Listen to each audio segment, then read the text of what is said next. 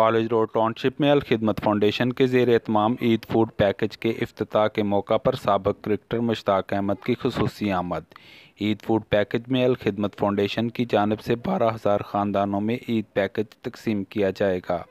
अल खिदमत फाउंडेशन यतीम बच्चों की कफ़ालत के साथ साथ कोरोना मुतासरीन की भी बढ़ चढ़ कर खिदमत कर रही है। अब तक लाहौर में 40,000 ख़ानदानों तक राशन पहुंचा दिया गया है। ईद फूड पैकेज का इफ्तिताह साबिक़ क्रिकेटर मुश्ताक अहमद ने रिबन काट कर किया।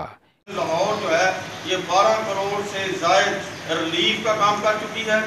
40,000 ख़ानदानों तक फूड पैकेज राशन पैकेज जो है हम तकसीम कर चुके हैं।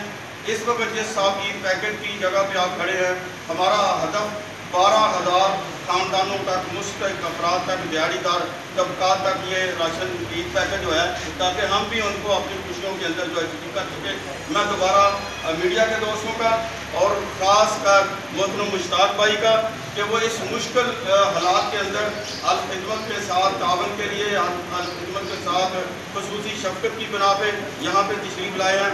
मुश्ताक भाई